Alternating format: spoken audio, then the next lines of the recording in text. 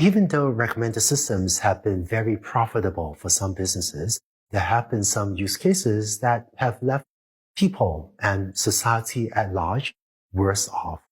However you use recommender systems, or for that matter, other learning algorithms, I hope you only do things that make society at large and people better off.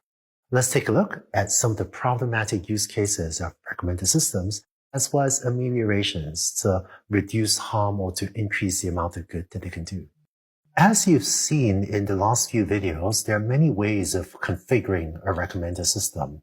When we saw binary labels, the label Y could be, does the user engage, or did they click, or did they explicitly like an item?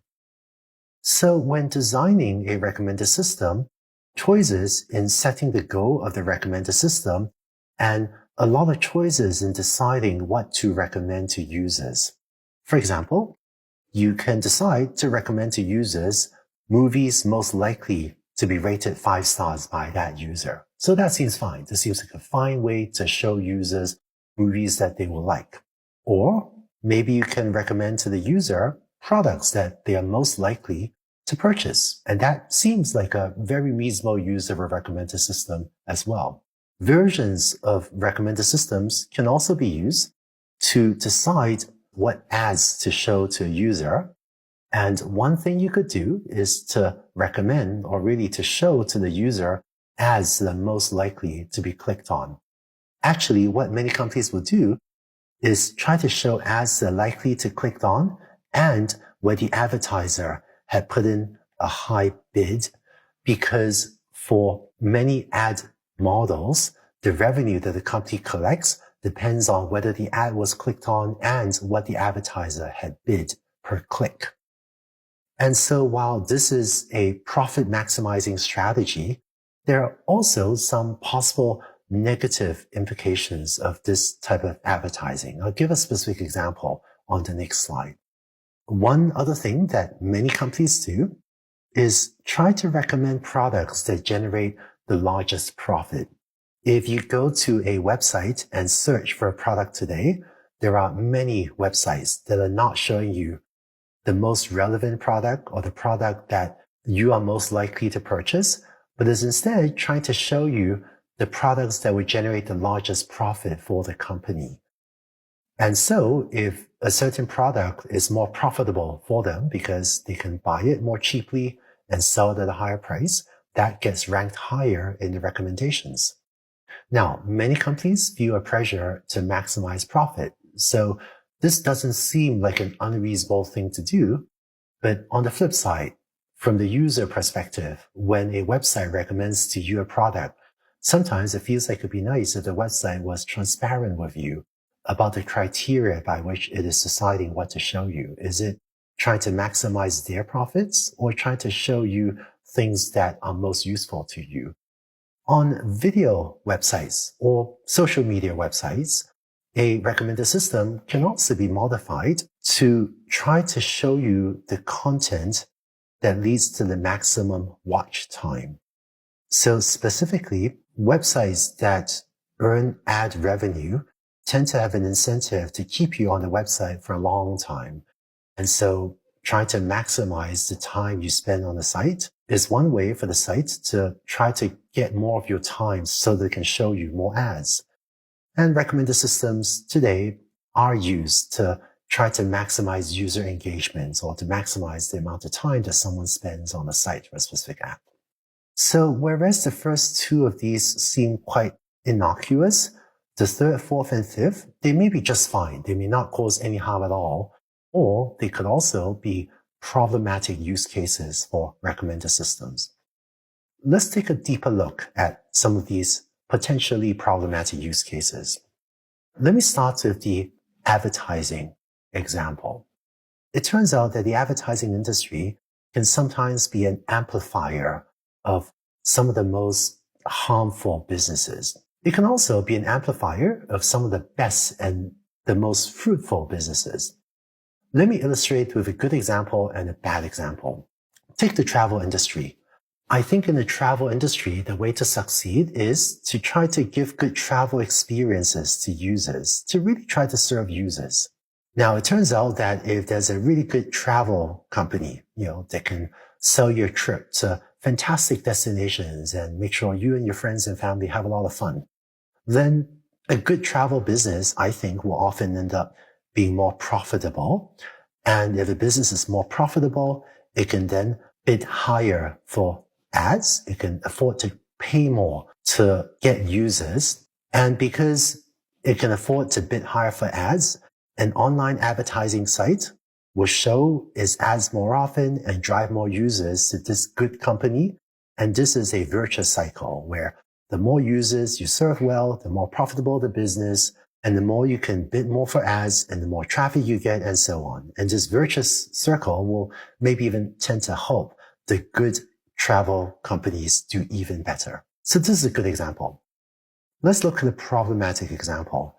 The payday loan industry tends to charge extremely high interest rates, often to low-income individuals. And one of the ways to do well in the payday loan business is to be really efficient at squeezing customers for every single dollar you can get out of them. So if there's a payday loan company that is very good at exploiting customers, really squeezing customers for every single dollar, then that company will be more profitable. And thus they can bid higher for ads. And because they can bid higher for ads, they will get more traffic sent to them. And this allows them to squeeze even more customers and exploit even more people for profit. And this in turn also creates a positive feedback loop. Also a positive feedback loop that can cause the most exploitative, the most harmful payday loan companies to get sent more traffic. And this seems like the opposite effect than what we think would be good for society. I don't know that there's an easy solution to this, and these are very difficult problems that recommender systems face. One amelioration might be to refuse to accept ads from exploitative businesses. Of course, that's easy to say, but how do you define what is an exploitative business and what is not is a very difficult question. But as we build recommender systems for advertising or for other things, I think these are questions that each one of us working on these technologies should ask ourselves so that we can hopefully invite open discussion and debate, get multiple opinions from multiple people, and try to come up with design choices that allows our systems to try to do much more good than potential harm. Let's look at some of the examples. It's been widely reported in the news that maximizing user engagement, such as the amount of time that someone watches videos on a website or the amount of time someone spends on social media. This has led to large social media and video sharing sites to amplify conspiracy theories or hate and toxicity because conspiracy theories and certain types of hate, toxic content is highly engaging and causes people to spend a lot of time on it. Even if the effect of amplifying conspiracy theories or amplifying hate and toxicity turns out to be harmful to individuals and to society at large. One amelioration for this, partial and imperfect, is to try to filter out problematic content such as hate speech, fraud, scams, maybe certain types of violent content. But again, the definitions of what exactly we should filter out is surprisingly tricky to develop.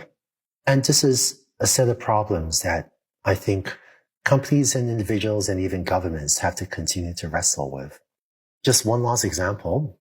When a user goes to many apps or websites, I think users think the app or website are trying to recommend to the user things that they will like. And I think many users don't realize that many apps and websites are trying to maximize their profit rather than necessarily the user's enjoyment of the media items that are being recommended. I would encourage you and other companies, if at all possible, to be transparent with users about the criteria by which you're deciding what to recommend to them.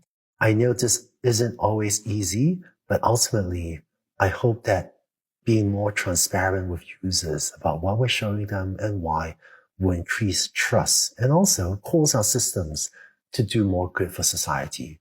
So, recommender systems are a very powerful technology, a very profitable, a very lucrative technology, and there are also some problematic use cases.